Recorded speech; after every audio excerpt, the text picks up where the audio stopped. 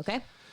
All right, so Crown Jewel exposed a lot of holes in the WWE roster to me, right? Because we saw, once again, aging fucking superstars having to try to carry the show. You got Bobby Lashley's like 47. Edge is like 47. Goldberg's 53. These guys are getting older and older and older. And then I saw things like the man above me and Doudrop. And I go, there's a lot of people on the pay-per-view that probably don't belong on the pay-per-view. Yeah. WWE has some highs and they definitely have some lows, and they tend to hitch their wagon on some of these people that I think are extremely overrated. So I put together my list right now of my top 5 overrated and top 5 underrated superstars in the WWE at this time, right? So right off the bat, I've talked about this earlier and I'm going to talk about it again, is Doudrop. Yeah. I get it. She moves good for a person of her size, but she's slow. Like, and she looks unskilled. Yeah. Nothing looked graceful. True. I don't like to watch her wrestle. It's boring. I don't either. It's boring. And she kind of plays this like ditzy, dumb character. I don't know. I don't know what the character is. I don't either. Is she like a raver or? I don't know. I just overrated to me. I mean, even like the bunny from AEW, it's a bunny. Like she's just like it's like a creepy bunny. But exactly. even that, but this girl, like Doudrop was in the finals. And what is a Doudrop? I don't know. Sounds like something you do in the toilet. She's in the finals of the Queen's Crown tournament, so they've got a lot invested in her. I don't know. Like that whole tournament seemed like a clusterfuck to me. Yeah. Okay. Then number 2, I got Omos. What the fuck does he even wrestle or does he just stand there? I think he just stands there. It just feels like he stands there. Yeah. I mean, it literally feels like, so we got rid of Braun Strowman, a guy who at that size moved around relatively good, right? Yeah. WWE always wants a giant. They need a giant, right? Yeah. And Braun Strowman filled that role extremely well.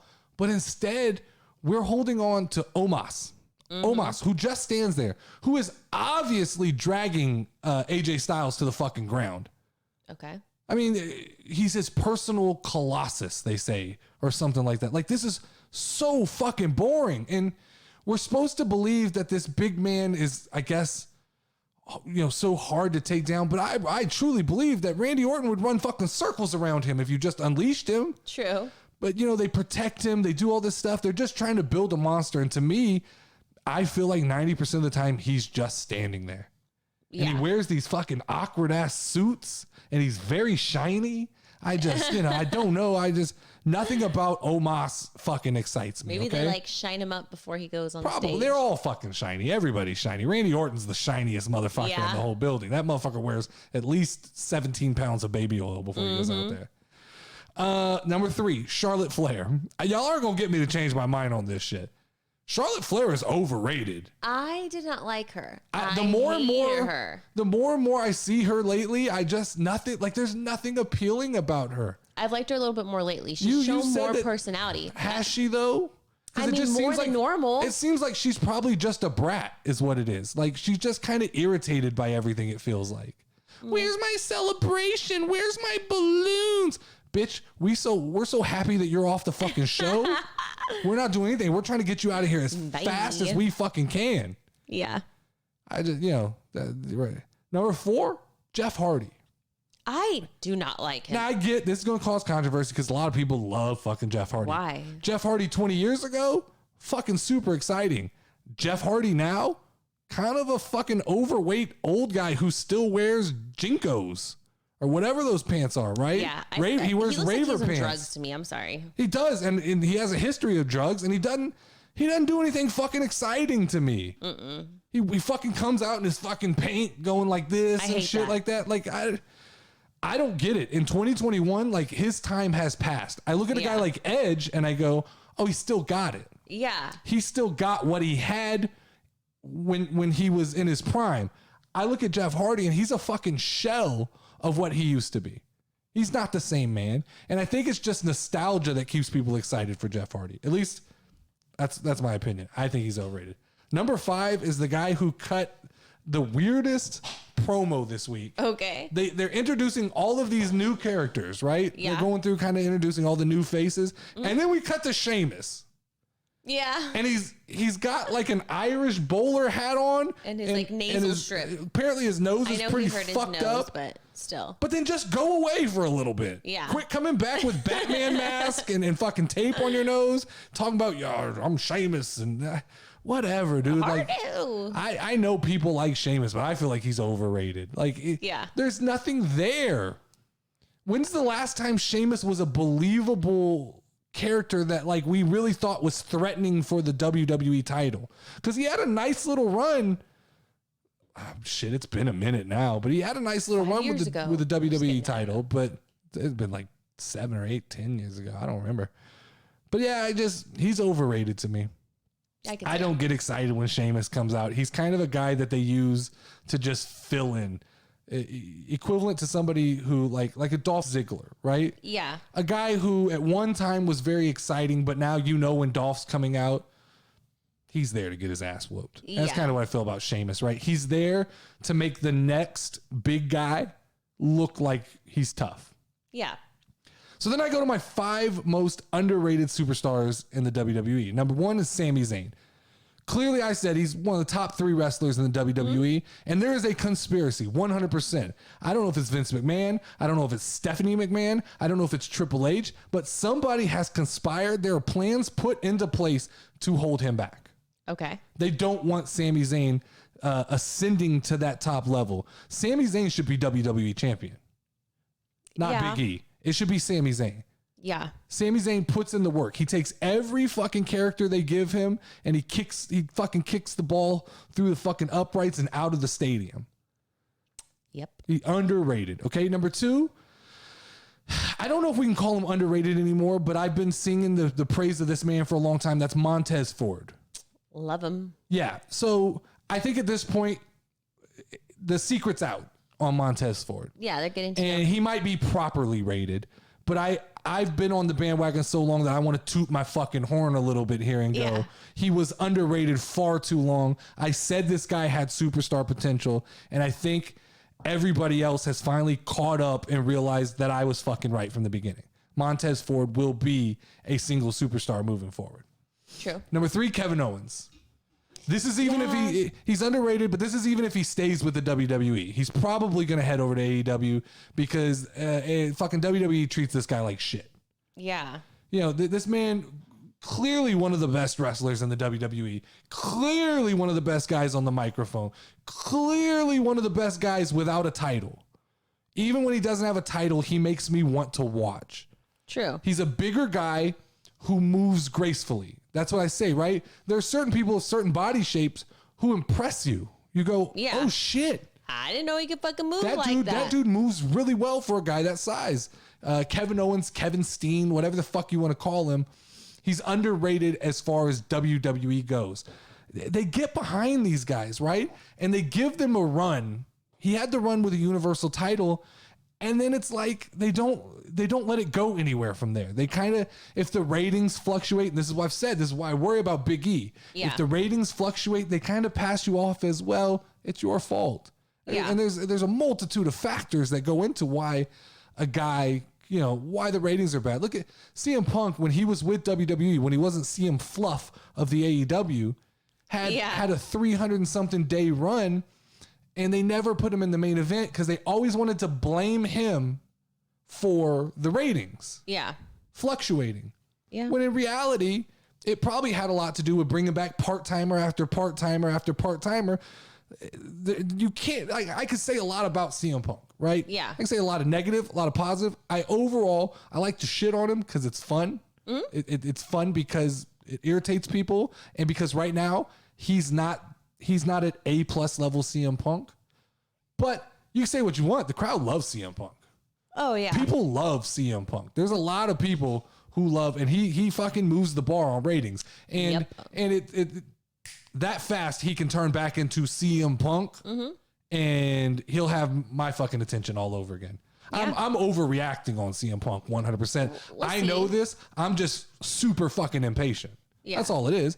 I'm super impatient. Well, how patient do they want us to be? Well, I don't know. That's a good question. That's the proper question. How patient do you want me to be when I know the capabilities of a person, but you're not gonna give me that. Now, I read something right before we went on air about something that happened tonight on Dynamite, so I'll watch that. I may have a completely different opinion on CM Punk on Tuesday.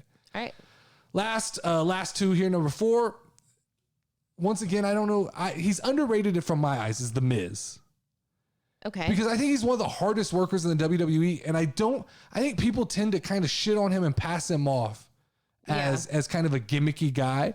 You know, he did the zombie match, and he does basically anything the WWE asks him. He's out here fucking dancing with the stars and doing things like that. He's fucking former MTV guy. Yeah. I don't think he gets the respect that he's due. I think in the ring, on the mic, he is clearly top 5. True. So maybe this is my perception of how people perceive him, but I believe he's underrated. Yeah. I believe he's underrated. I don't believe he's put into enough conversations as like a top 5 guy currently in the WWE. Then last but not least is Carmilla. I don't know what the fuck they're doing with Carmilla. The whole mask thing has been hilarious to me. Oh yeah. It's a great spectacle. I get that they're kind of going back and forth with Liv Morgan, but I thought Carmella was primed to win the Queen's crown.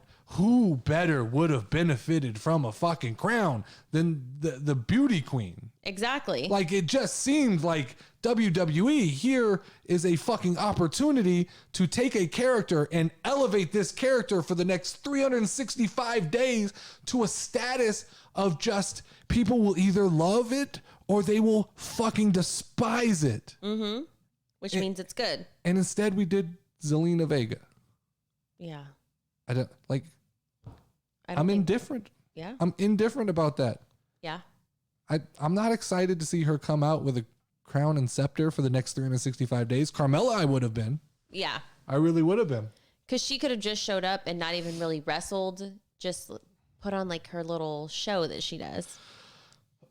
Yeah, exactly. We'll right. see. All right, so moving on here with Crown Jewel featuring multiple matches once again with aging superstars. I saw an article on Bleacher Report this week as I was scrolling through my Facebook wrestling. Yeah, I have a news feed, and it listed the top professional wrestlers under the age of 30. Okay, and with most lists that I read, it was complete bullshit. It was just, it was just a list of put together like the most fucking prototypical list you could make. It was all there. First off, I don't like a list of top people under 30 and half of them are 29. Okay, yeah. You're 30. Yeah. If you're going to be 30 next year, you're not making my list. You're not making my list of top under 30, right? Okay. So I put together my top 5 wrestlers under the age of 30. Okay. This just kind of went along with my underrated, overrated here. So my top 5 wrestlers under 30 right now, and I'll go through this fairly quickly. Number 1, Rhea Ripley. She's 24 years old. Okay. I think she's good. I think you give her a couple years, she'll be main event quality. She just needs a little bit of polish. That's all she needs. Okay. She needs a little bit of refined time in front of the crowd. Mm-hmm. Learn to get them to love you. Learn to get them to hate you. Learn to get them to feel something because she's got the look. A little more stage presence. And she moves well. She just needs, just a little bit of presence, right? Okay. Number 2, we're going to jump over to AEW on this one. Okay. I didn't realize this man was this young. Okay. And now I see the hype. Jungle Boy. How old is he? 23 years old. Ooh, he's only 23. This is a very, very young man. That's a lot of time. Now I get it. He's little. He's riding on the back of a dinosaur. Yeah. But he is good in the ring. Mm-hmm. He is fun to watch. Will he ever be AEW champion? Highly doubt it. Can he be a guy who sustains a high level in the tag team division for a long time? Definitely. At 23 years old, you can learn a lot. Mm-hmm. It's why I put him on the list over Darby Allin, because Darby Allin's 27, and I feel like that's you're getting too close to 30 to still feel like you need that refinement. True. And Darby still needs some refinement. Mm-hmm. Number 3, MJF. Only 24 years old. Is he really? Only 24 years old. That means... He's got a long career ahead of him. Yeah. And he's really good if he's already on the microphone, top 3, but probably number 1. Best heel in professional wrestling. I love him. Pure heel in professional wrestling. I kept going, why is he not in the main event? Why is he not in a bigger storyline? And I get it. He's still young. He's still, he's still green. True. You got to cut your teeth in this business a little bit before you get to go to the big show. Yeah. I don't love that necessarily because I believe when you're ready, you're ready. Send him off, let him go. But at 24 years old, I get it. Slow playing it with MJF. And just by 26, I think this dude fucking runs AEW. MJF. I think he's the big draw of AEW in the next 2 years. I'd like to see more of him. Number 4, Sammy Guevara. He's 27 years old, but he's fucking polished. He doesn't need anything else. He looks extremely good in the ring. He's pretty good on a microphone. There's not a lot wrong with Sammy Guevara. So at 27, if I feel like he's got the full package put together, in the next 3 years, it's just going to get better and better and better. AEW is a small man's game, so he'll be fine. These guys, I don't think these guys could make the jump to WWE. They're just all too little. Yeah, they are pretty little. That goes for Jungle Boy. That goes for Sammy Guevara. It even bothers me that it goes for MJF because he's not a big man. But he doesn't come off as little. Yeah, until you put him next to Drew McIntyre. Okay, well, I think if you put anybody next to Drew McIntyre, they're going to feel little. So, Brock Lesnar, Roman Reigns, they don't look little. All right. They look big. We'll see. Last but not least is Liv Morgan. She's 27. It looks like she's kind of bringing it all together right now in the women's division in WWE. I don't know. She's still like a wild card to me. As far as the women's division goes in WWE, she's the young one that I see with the most potential. True. Sasha's 29, so I can't put her on this list. She's 1 year away from being 30, and she's too much of a veteran. Yeah. All the others are past the 30 mark. So I'm taking a long shot on that one. I'm saying that Liv Morgan is one of my top 5 under 30. Okay.